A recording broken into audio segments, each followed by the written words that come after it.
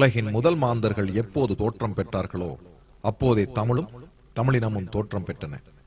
தொன்மை பற்றி பார்ப்போமேயானால் தமிழனின் பிறப்பிடமும் தமிழ் மொழியின் பிறப்பிடமும் குமரிக்கண்டமாகத்தான் இருக்க வேண்டும். குமரிக்கண்டம் நீரில் மூழ்கி போனதை சங்க வரலாற்றிலும் சிலப்பதிகார உரைகள் மூலமும் தெரிந்து கொள்ள முடிகின்றது. அங்கு வாழ்ந்த மக்கள் பேசியது தமிழ் மொழியே ஆகும். கையாண்ட நாகரிகம் திராவிட நாகரிகமே ஆகும். அது மட்டுமன்றி பழந்தமிழ் நாடாகிய குமரிக்கண்டம் அளவில் மிக பெரியதாகவே பறந்து ஆஸ்திரேலியா முதல் தென்னாப்பிரிக்கா வரை இந்தியாவையும் இணைத்துக் கொண்ட மாபெரும் மலைகள் சார்ந்த நிலப்பரப்பே ஆகும். எனவே 20,000 ஆண்டுகளுக்கு முன் அக்கண்டத்தில் வாழ்ந்த தமிழன் உலகின் பல பாகங்களிலும் வாழ்ந்திருக்கின்றான் என்பதற்கு பல சரித்திரங்களும் கதைகளும் ஆதாரபூர்வமாக உள்ளன. அதன் அடிப்படையில் சீனாவில் கிடைக்கப்பெற்ற சுவடுகள், யாவாவில் உள்ள திராவிட கட்டிடக்கலையில் அமையப்பெற்ற ஆலயங்கள், பாலியல் தீவில் அமைந்து கிடக்கும் அம்சங்கள் மற்றும் 1836ஆம் ஆண்டு நியூசிலாந்தில் கண்டெடுக்கப்பட்ட தமிழ் எழுத்து பொறிக்கப்பட்ட சான்றுகள், பழம் நாகரிகம் உருவான இடமான நைல் நதி படுக்கை அமைந்துள்ள எகிப்தில் உள்ள கல்வெட்டுக்கள், முக்கியமாக கிரேக்கர்களின் எழுத்துக்கள், கலைகள், அறிவியல், தத்துவங்கள் ஆகியவற்றில் பழந்தமிழனின் தாக்கம் இருந்தது என தற்போது வெளியாகிக் கொண்டுள்ள உண்மைகளையும் இந்த இடத்தில் கருத்தில் கொள்ளலாம்.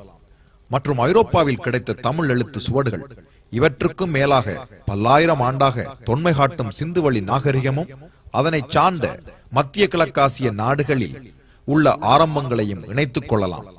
உலகின் துவக்க மொழிகளான 6 மொழிகளில் தமிழ் முதன்மை வகிப்பது தொன்மையின் அங்கமாகும்.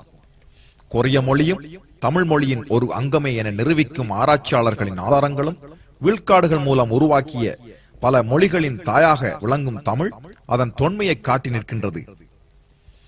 மேலும் தமிழர்களின் சிறப்புகள் பற்றிய சில பார்வையாக, பண்டைய தமிழனின் அரும்பெரும் சாதனையாக விளங்கிய காலக்கணிதம் மற்றும் தமிழ் மொழியில் உள்ள இலக்கியம் எந்த மொழியிலும் கிடையாது என்பதுதான் உண்மை. மற்றும் ஆலயங்கள் காட்டி நிற்கும் அற்புதமான கட்டடக்கலை, அதனை அவன் கையாண்ட நுட்பம் அளவில் அடங்காதது. மேலும் எண்களை அடக்கிய சிறப்பு, குறிப்பாக உலகளாவிய வழக்காறுகளில் உயிரினங்களை பற்றி ஆராய்ச்சி செய்த அறிஞர்களான டார்வின் மற்றும் அனாச்சிமாண்டர், அரிஸ்டாட்டில், எம்பிடாக்கின்ஸ் இவர்களெல்லாம் சொல்லாததை நமது மூத்தறிஞர் தொல்காப்பியர் வழியாக உயிரினங்களையும் அவற்றின் குணாதிசயமான 6 புலன்களையும் வரிசைப்படுத்தி இருப்பது சாலச் சிறந்ததே. தமிழனின் மெய்யியலான காட்சி, ஐயம், தெளிவு என 3 படிநிலைகளை கொண்டு தர்க்க முறையில் உருவானதாகும். பகுத்தறிவு என்பது பல்லாயிரக்கணக்கான ஆண்டுகளாக தமிழனின் அறம் சார்ந்த அறிவியலே ஆகும். தனது அதீத பகுத்தறிவினூடாக தான் வாழ்ந்த நிலங்களை குறிஞ்சி, முல்லை, மருதம், நெய்தல், பாலை என 5 திணைகளாகவும், தமிழிலக்கியங்களை அகம், புறம் எனவும், கலைகளை இயல், இசை, நாடகம் எனவும், எழுத்துக்களை கூட உயிர், மெய், உயிர்மெய் எனவும் வகுத்தான். மொழி அறிவியலை வியத்தகு முறையில் தமிழன் கையாண்டது போன்று யாரும் கையாளவில்லை. இருடிகளும் ஞானிகளும் சித்தர்களும் அவதார புருஷர்களும் அவதரித்த புண்ணிய பூமியும் நம் தமிழர் பூமியே. தேமதுர தமிழோசை உலகெங்கும் பரவும் வகை செய்தல் வேண்டும் என்னும் பாரதியின் கனவு நனவாகிக் கொண்டிருக்கும் காலம் இது.